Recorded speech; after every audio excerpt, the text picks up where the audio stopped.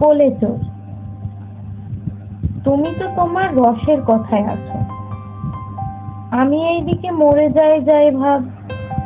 ঠিক সেই সময় ওই চার মাস্তান ভাই দৌড়াতে দৌড়াতে আমার কুয়ার কাছে এসে গেল। তখন আমার জীবন বাঁচানোর দায় কোনো কিছু চিন্তা না করেই পচা দুর্গন্ধ পায়খানায় ডুব দিলাম।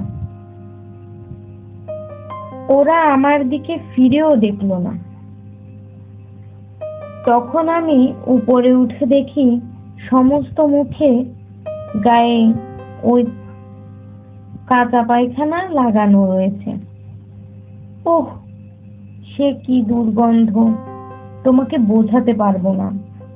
ফায়েজ, পায়খানার কুয়োতে গোসল করেছিস, তা কিছু খেয়েছিলি কি? কোলেচর,